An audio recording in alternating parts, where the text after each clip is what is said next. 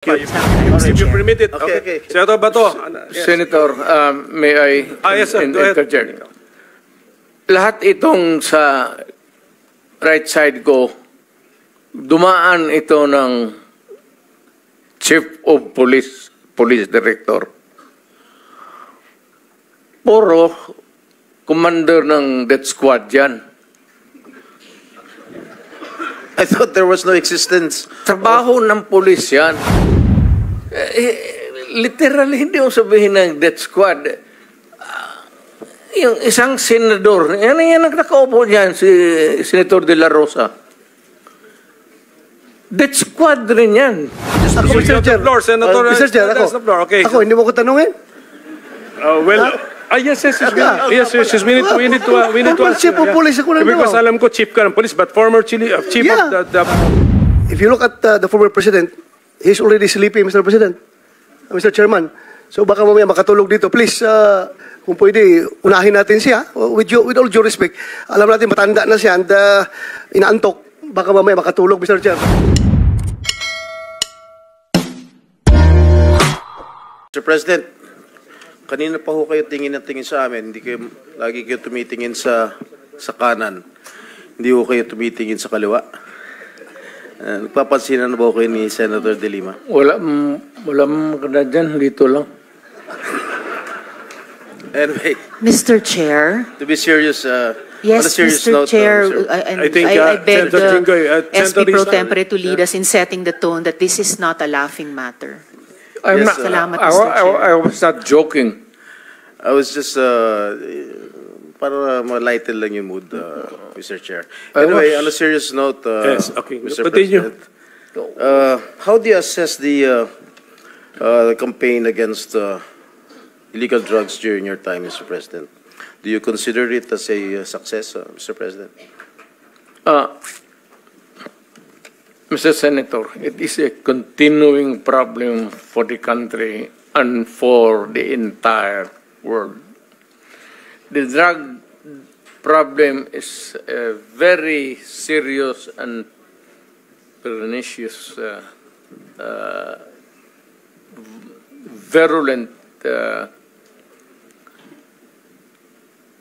ailment that the country is facing. Panahon ko and the previous presidents, yung panahon ko, hindi siguro ninyo nagustuhan, not you, yung the entire country, I am addressing the entire country. Baka hindi ninyo nagustuhan. But yun ang style ko. Sinabi ko nga, I tried to do the best that I could. Kung nagkulang ako, pasensya. Pero ang solusyon during my time was a call of duty of the president. Ako yun. Kasi ako yung presidente sa panahon ko. At hindi po ako nagkulang, Mr. Senator. Nag-warning ako lahat narinig ng Pilipinas. Huminto kayo sa droga. Bitawan ninyo, drop it. Kasi magkakaproblema talaga tayo. Pag nakita tayo sa isang kanto at hawak mo ang droga, problema na talaga yan. So, yun na, nagkakaroon tayo ng problema. May patayan. But it was not a state-sponsored killing. There was never an official order to the police and the military and to the agents of government to kill. Andyan si Senator De La Rosa. Wala akong sinabi na ganon kasi abogado ako. Ang sinabi ko, yung sinabi ko nung nagtuturo ako sa Police Academy,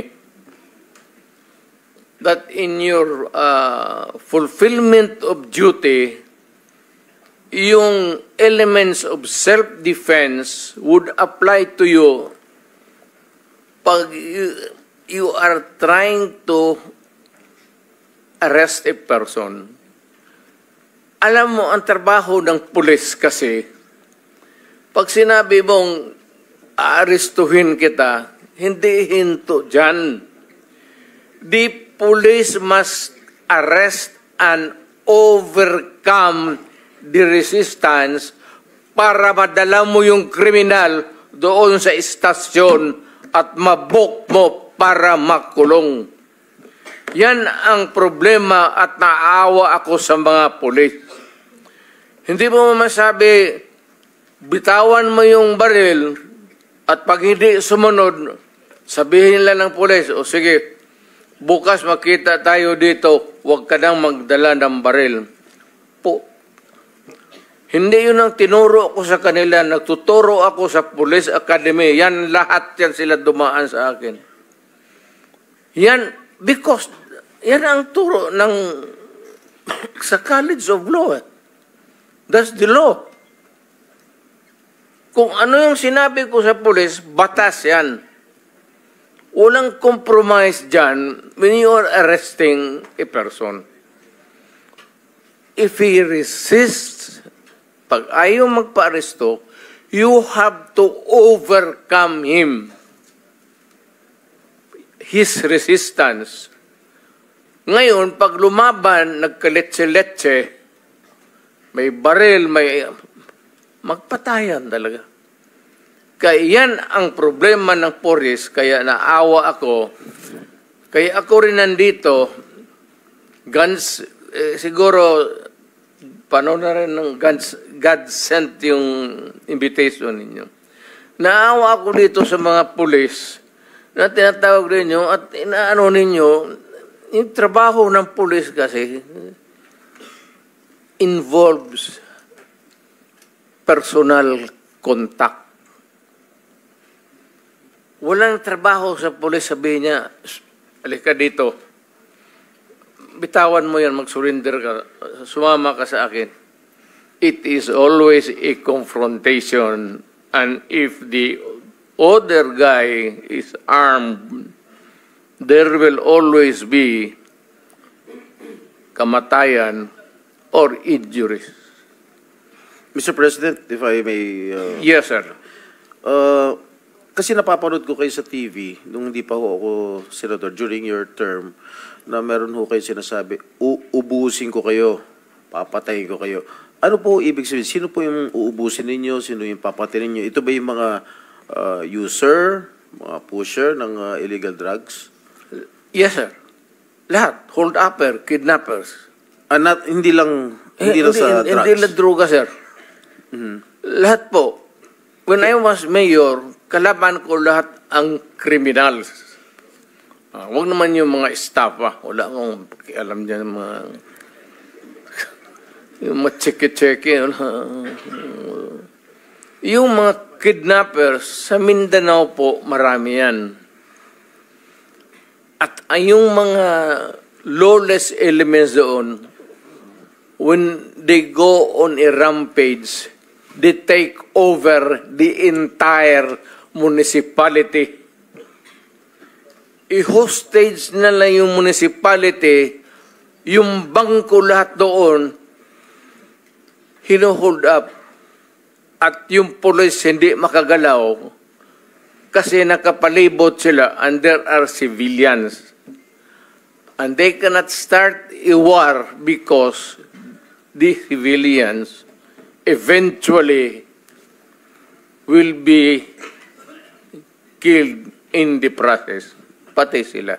Nung sinabi niyo pong uubusin ko kayo lahat, papatayin ko kayo lahat, ito ba ho yung naging resulta kaya marami hong naging patayan, Ginoong Pangulo? Literally, yes. So, pero wala ho kayong inuutos sa mga dating chief of police ninyo, chief of PNP na pumatay?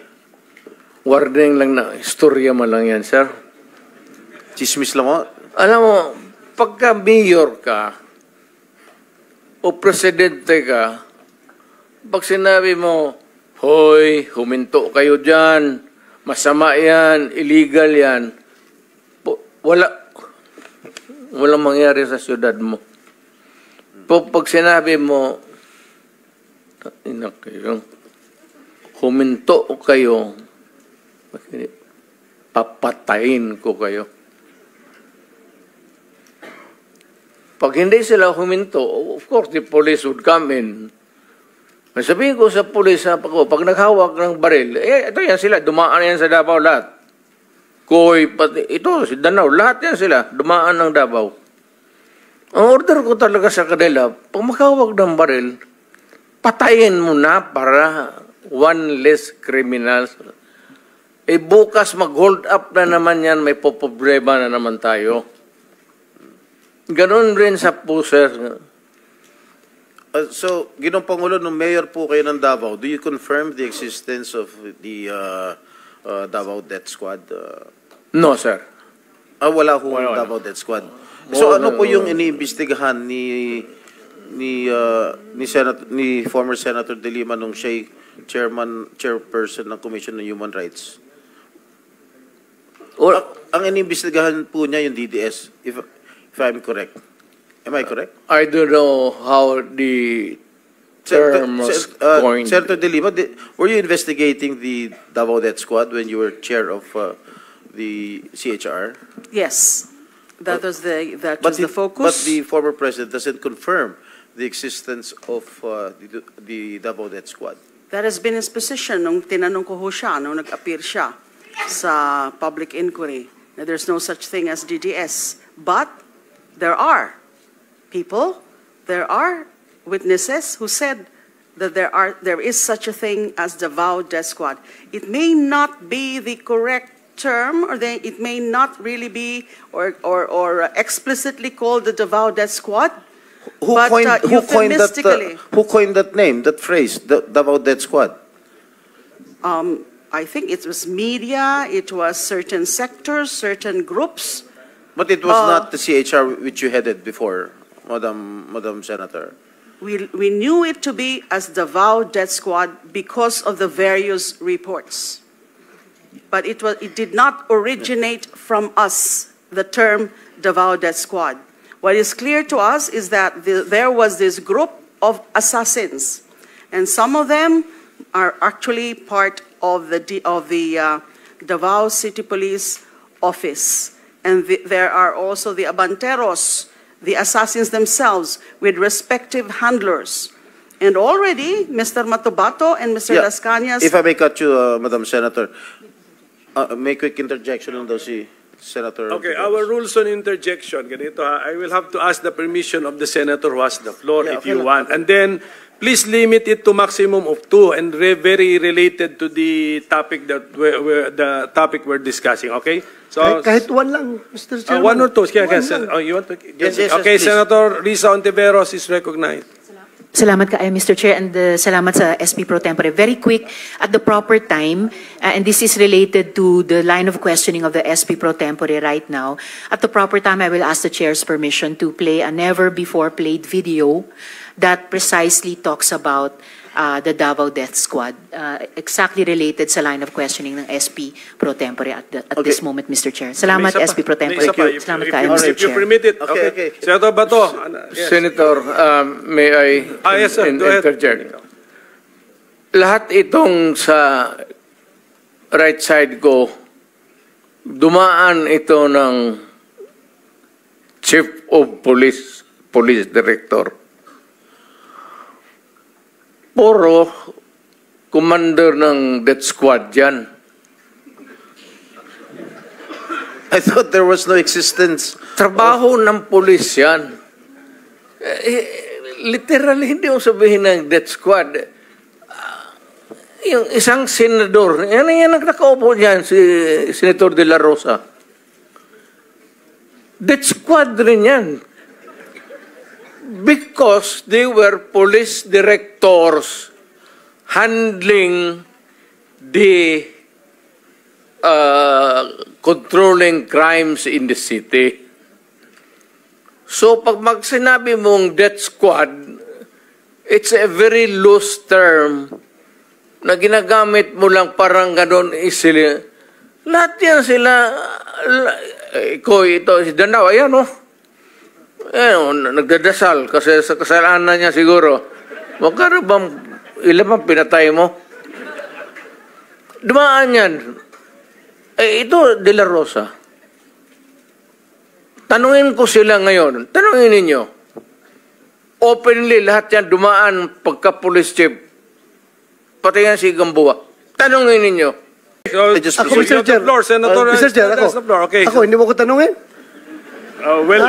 Yes, we need to Former answer. chief of police ako ng Because Davao. alam ko chief ka ng police, but former chief Yeah. of the Davao. Yeah. Okay. And Mr. Chair, Sige, kanina, yes, he's you allow allowing me you. Sige, short, one. short introduction. And, Mr. Chair, yung DDS, yung term ng DDS, siguro sa amin dito, Danao, General Coy, General Gamboa was never a chief of police, but na-assign yan sa Davao, sa Police Regional Office 11. Ako, assign ako ng Davao as City Director. At doon ako nagsimula yung career ko sa Davao City. Just this weekend, Mr. Chair, in-interview ako ng mga media ng Davao nung umuwi ako. And harap-harapan, sinabihan ko sila, kayo kasi, mga media ng Davao, kayo nag-imbento ng term ng Davao Death Squad. Pag may namatay, binabalita kagad nyo, Davao Death Squad, Davao Death Squad. Kayo ang nag-imbento ng term na yan. Sabi ko sa media ng Davao. And later on, one of the media ng Davao, dinibunk yung aking statement. Sabi niya, sir, with due respect, bago namin yan na-create yung term na yan ng Davao Death Squad, meron kasing isang namatay, sir, may isang namatay, binaril, may nakalagay doon na placard na Davao Death Squad. Kaya doon nag-start yung paggamit namin ng term ng Davao Death Squad. So therefore, sabi ko, okay, I will correct my statement. Hindi kayo ang nag-imbento, but kayo ang nag-propagate ng word na yan. So yun na, lumaki na nagiging ginamit niya. Pag may binaril, sabihin kagad, Davao Death Squad. Kahit na binaril dahil jealousy ang motibo, or kaya malaking utang, nakadispal ko ng pera, binaril, DDS kagad ang pinapalabas na term. So yan na, lumaki na yung pangalan na Davao Death Squad, Mr. Chair. Yan na po yung intervention niya po. Yan, na yun na. Thank you. Sige. If you look at the former president, he's already sleepy, Mr. President. Mr. Chairman. So baka mamaya makatulog dito. Please, kung pwede, unahin natin siya. With all due respect. Alam natin, matanda na siya and inaantok. Baka mamaya makatulog, Mr. Chair. Baka pwedeng unahin natin siya. Thank you, Mr. Chair.